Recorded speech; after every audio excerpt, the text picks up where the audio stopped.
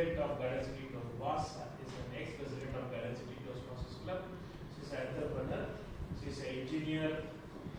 She has participated in area level and division level speech contests in Toastmasters. So with a thunderous round of applause, let us welcome Toastmaster Sonal to the lecture.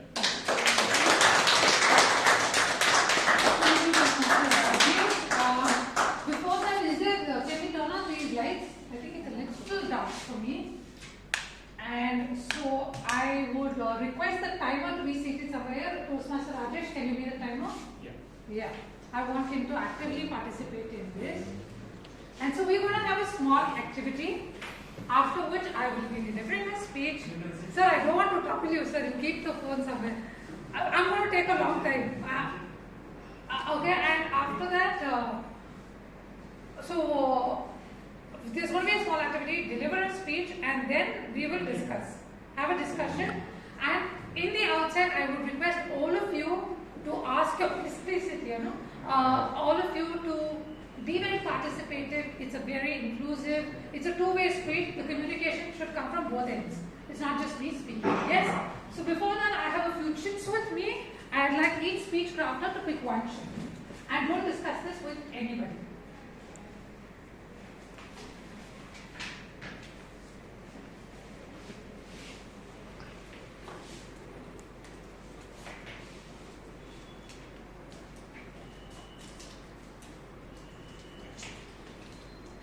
You have no choice. Yes. So, yeah, sir, I'll take a half an answer, please. Yeah. So, I would request. So now, what the activity is? Each participant, either wherever you're sitting, or you can come here and demonstrate whatever is written there on the chit without uttering a single word. And the rest of you, it's a quick fire without speaking. You just have to demonstrate. You have to act it out. Alright? Whatever is written there, you have to act it out. And you cannot speak. And the others have to guess. It's a very quick fire round, okay? Others have to guess what this person is doing. Yes? Yes. So we will go in this order. We can also guess. Everybody. Highly inclusive. No greetings required. No talking required. Talking means banned, disqualified. Singing. Is it right? Yay! Come on! Next one, brother. Quickly.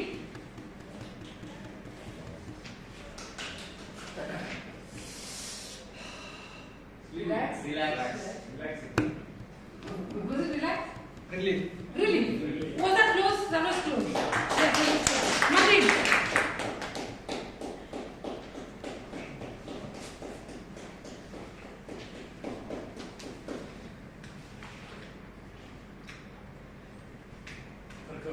Nothing. Dancing. Yeah. Rabia.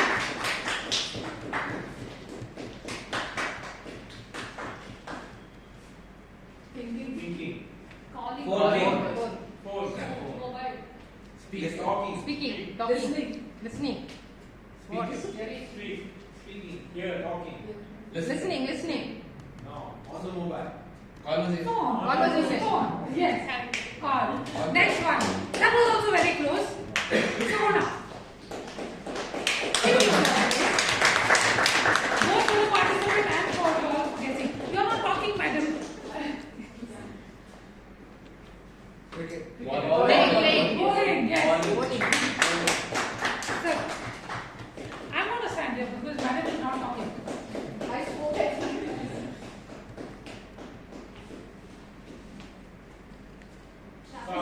Stop. Yes.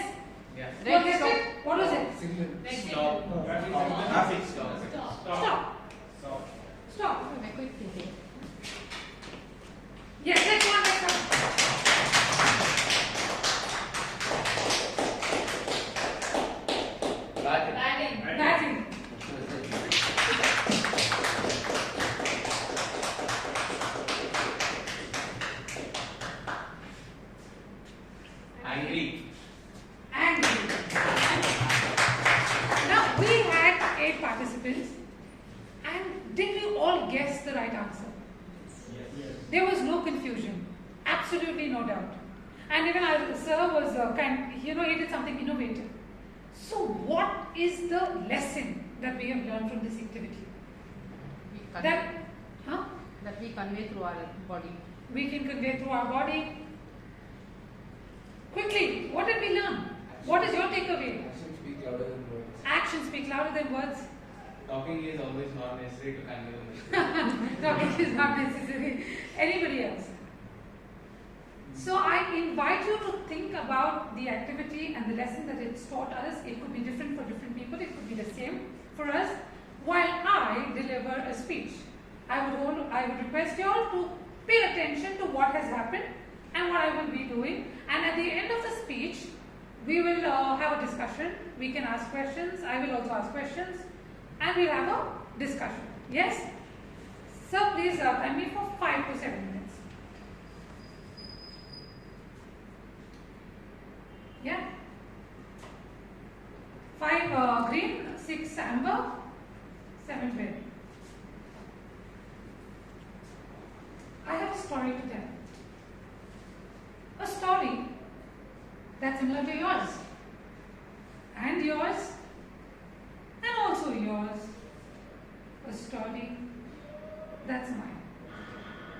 Allow me to take you back to my college days. Come along. That afternoon was like any other afternoon. We were in the chemistry lab. Hey, before that, I forgot to tell you all that. I was forced to do, just like Ramya, everything a bandit doesn't want to do. Guess what? What is that? Science experiment. Study science. Engineering. But guess where I landed? Engineering. Absolutely right. Right there in engineering college. While we were in that chemistry lab, I was working on something. Something happened. Something very bizarre, something very, very unusual. It happened on my back. Something like a bee stung me. And you know how hectic engineering can be, so I really couldn't think about anything else. I finished my experiment because the clock was approaching 5 and I had to finish my experiment before the bell rang. Like any other day, the bell rang that day at 5 o'clock. I hurriedly finished my experiment and rushed home. The pain lingered on my way back home.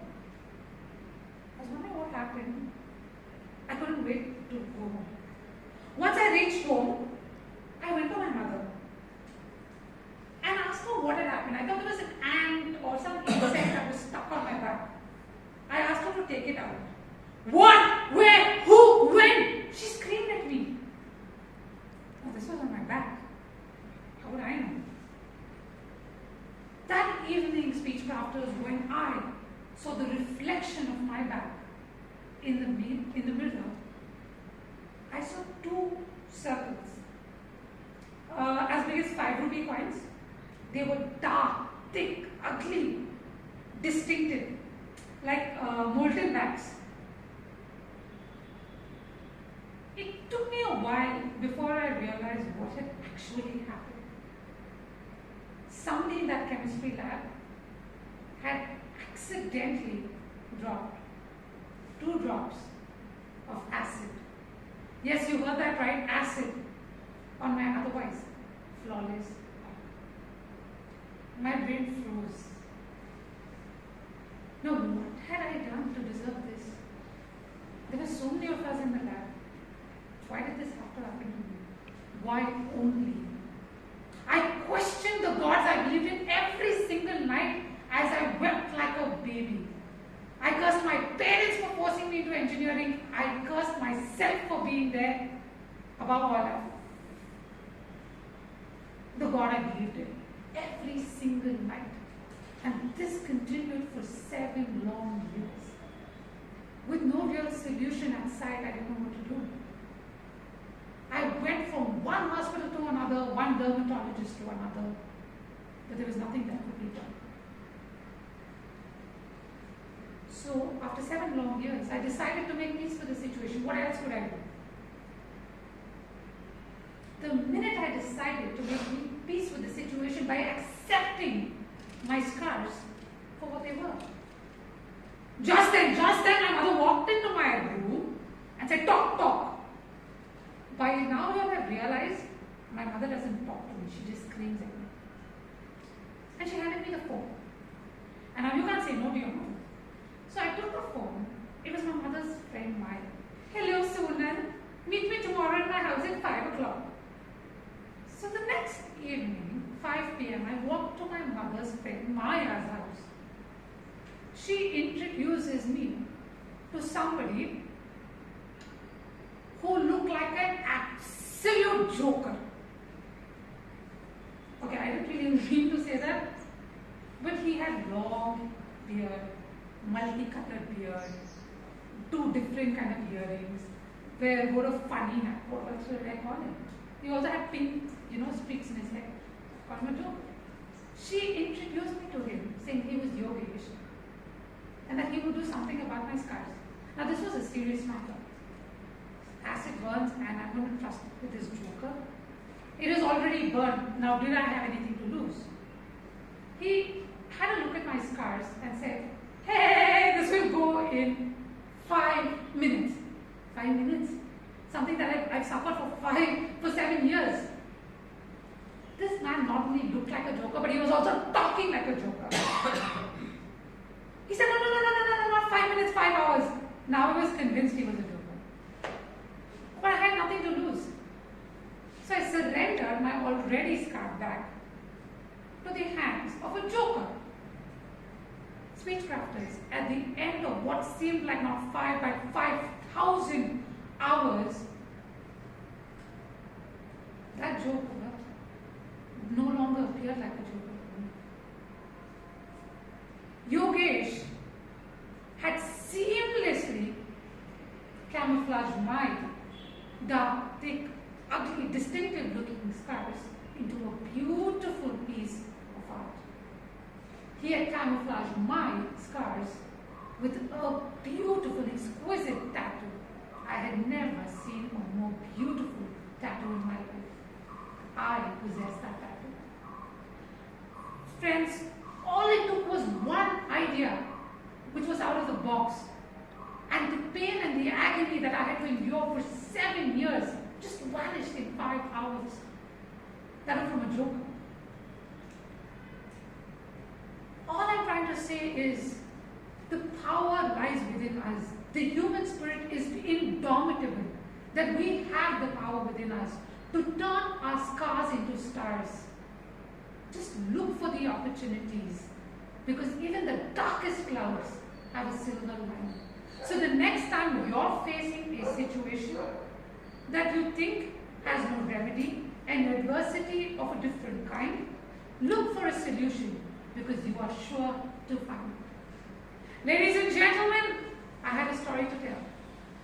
A story that may have been similar to yours, and yours, and also yours. With that, my speech concludes, and yes, so I invited you all to think. I invited you all to think, right? So what is the moral of the activity that we have? Conveying emotions through facial expressions and body language. Conveying emotions, thought, ideas, messages. Yes? So like somebody mentioned, you can convey a lot without uttering a word. Right? And so we will see that through my speech you saw that. So anybody wants anything to say, like did I emphasize, did I use my body, at what point did you feel that my body spoke more than my words? When you actually tried it out for 7 years and the frustration that you had, like going to one another, like to be that scar. So that actually should. Yes. Anything else? When you got stung, the incident happened and when you rushed to home, how you showed that to people and how your mother screamed at you. That. Yeah. So I used my body to speak.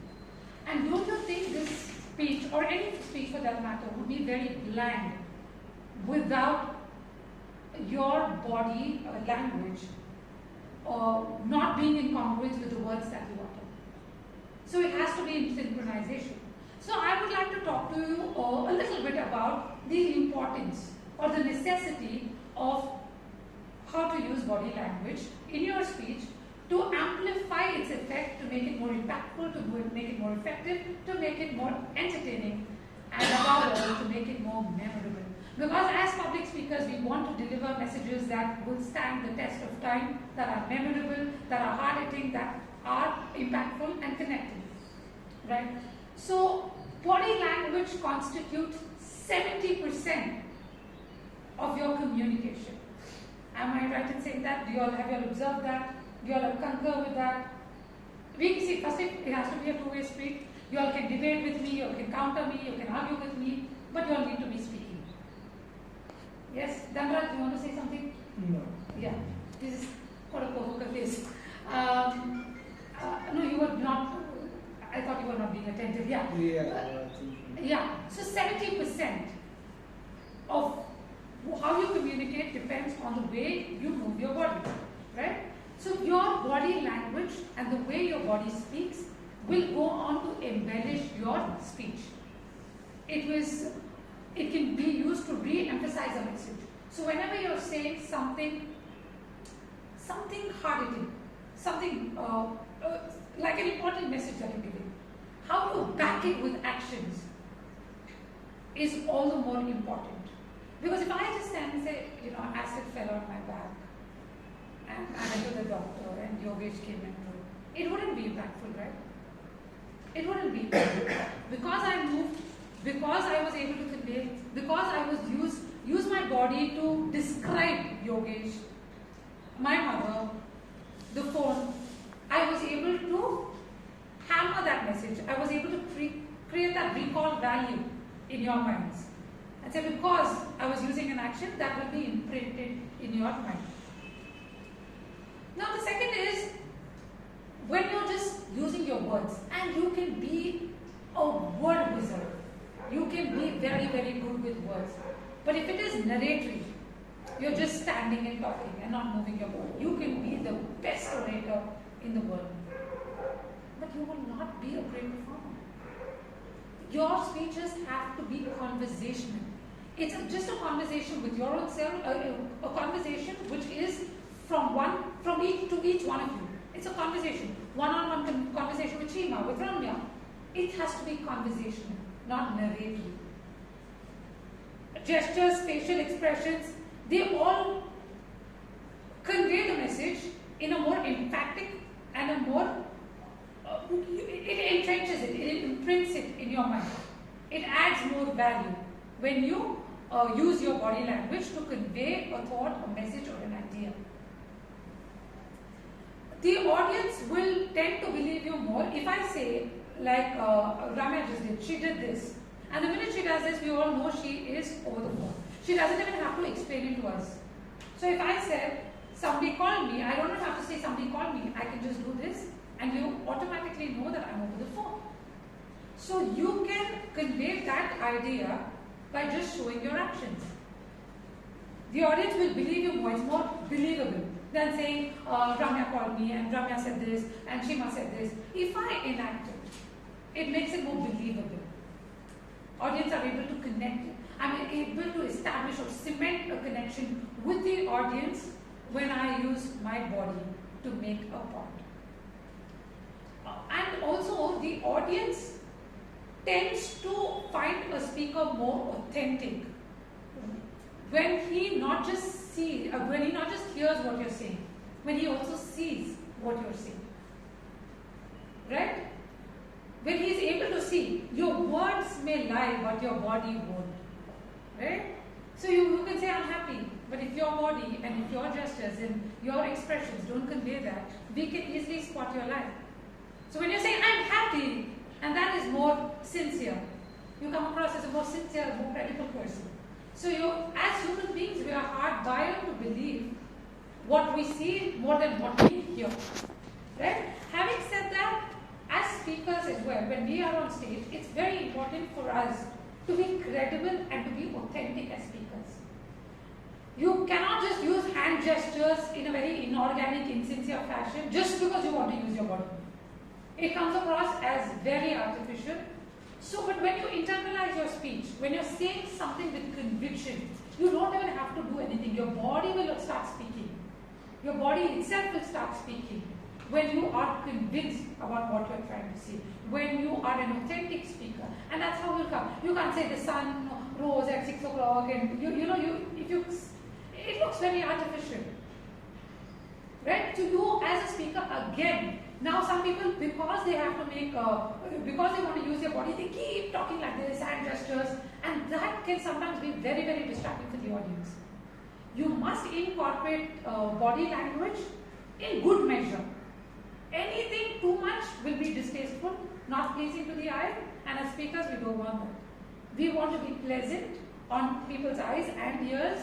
So just to make sure the message settles our ears and eyes, we need to use body language in appropriate amounts, not too much or not too much. When you use less body language, it becomes bland, it becomes boring, it becomes monotonous.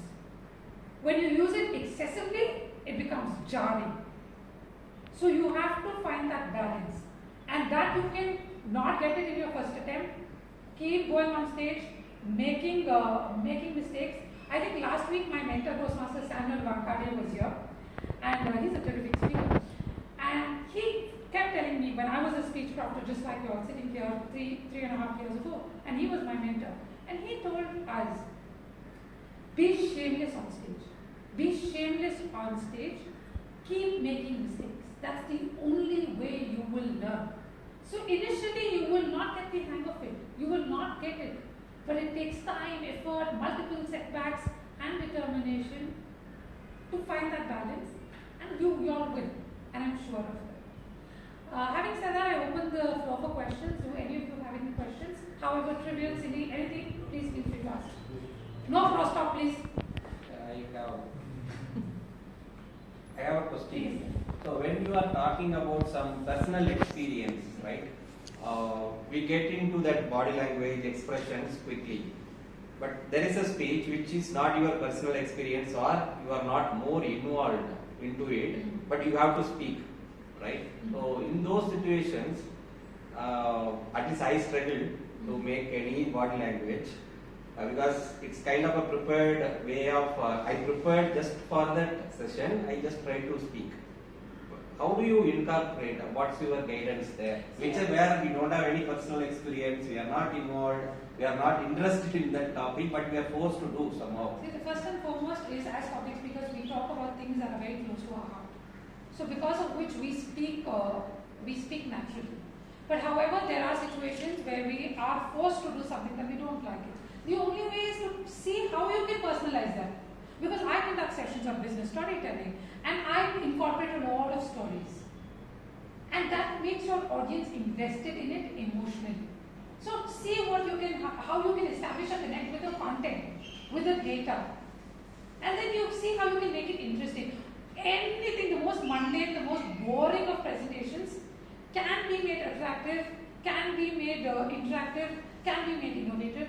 Try it. Like my screen suggested, look for it, you'll find it. You can do it. It just takes a little bit of thinking, sitting with yourself and looking for ideas, and you will be able to do it. And practice. Anybody else? So one more question. Yeah, please. So when you want to incorporate the body language into the speech, how much preparation you do? Like you wanted to speak today. Have you done any preparation? Absolutely not. I didn't even prepare for 5 minutes. The reason being is there was a confusion because Toastmaster Rajesh, he was supposed to be the demo speaker, and then I thought, okay, why not use my own story? And I didn't prepare at all. This is something I wouldn't even deliver anyway, but I deliver it here because sometimes you just have to take that chance. You'll never be prepared if you don't take that chance. They say, take that chance and make that choice to go up on stage. You'll never be prepared. You'll never be 100% prepared. So push yourself and you can do it. But you have to keep practicing, and it also depends on your natural ability. It depends. I do speaking for a living, so I can talk. So it depends on where you are and your own ability. The people like us, for us, what's your guidance on the practice? Practice as often as you can. I have a question for you, Sonal. Supposing we do practice, okay, first time we take a body language, we think we need to do it this way. But on the stage it doesn't happen, something else, some other action comes out. So how do we memorize this body gestures? Okay, see, when I was just starting off, people said don't ever mug up, don't ever memorize, internalize. And sometimes when you internalize your speech, you will be astounded by what you can actually do because your body will automatically move. You wouldn't have envisioned to do something and your body will be doing it.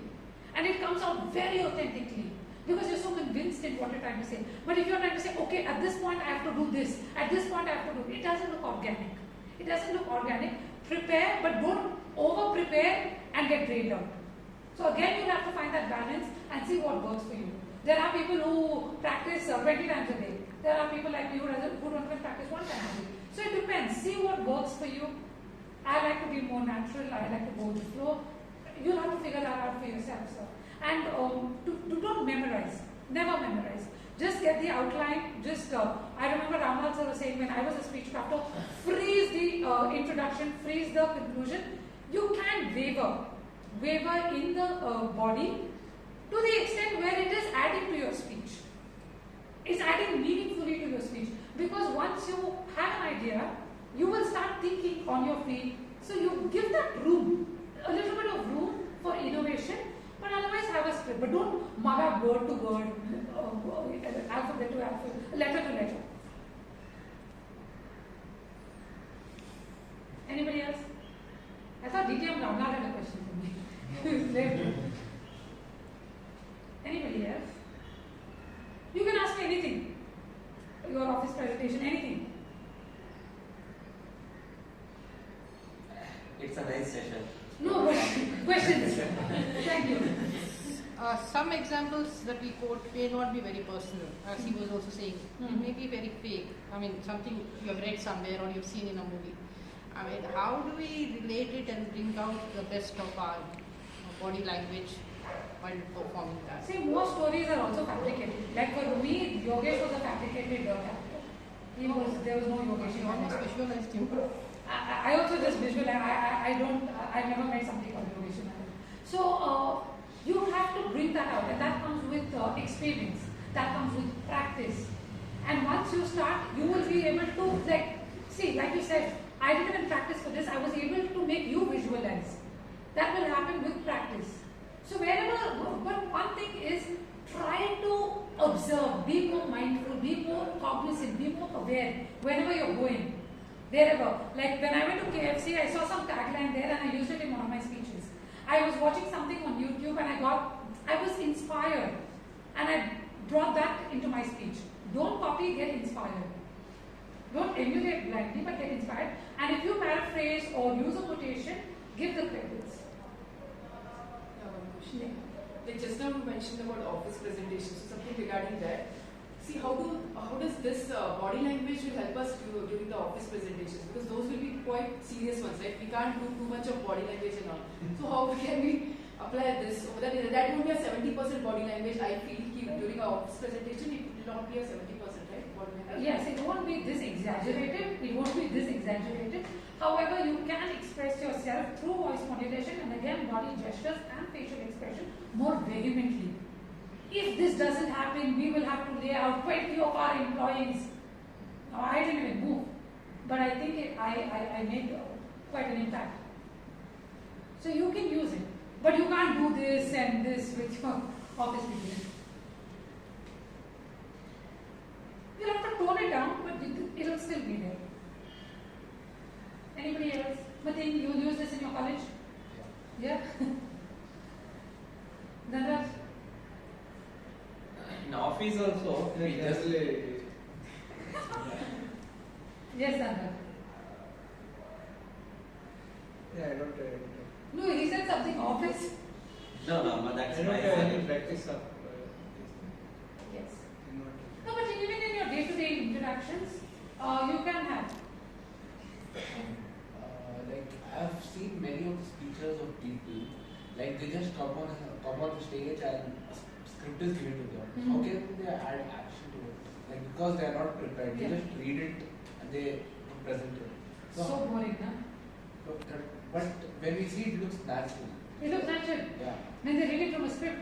No, they don't make us feel like they are reading. They just make us feel that they are referring it. Yeah. Yeah, so how do you do that? You even I'm a contest master in many places.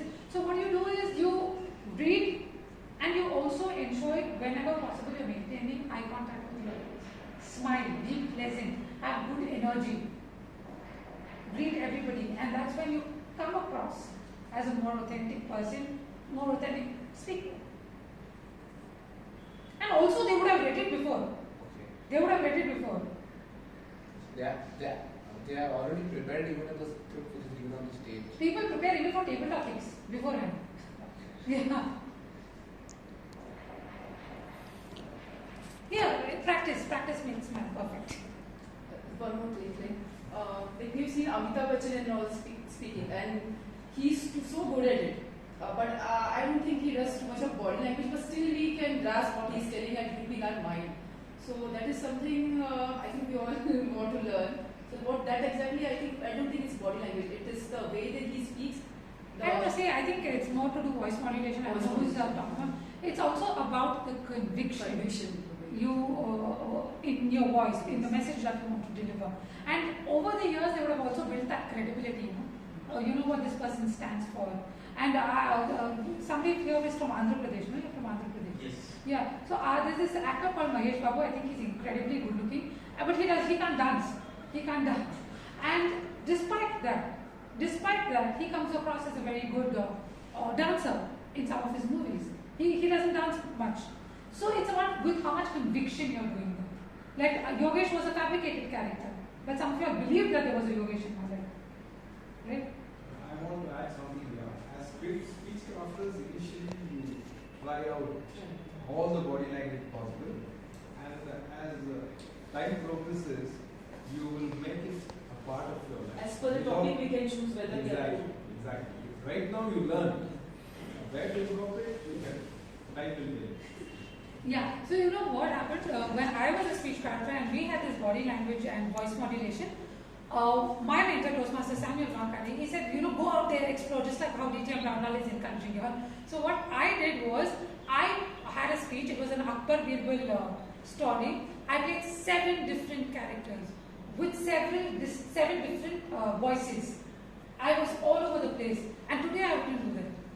So this is what the stage allows. Go and explore. And if there are any more questions, I will feel free to take my number from Toastmaster Rajesh, contact me, I will be able to answer them. And with this we come to the end of the session. I hand it back over to Toastmaster Rajesh.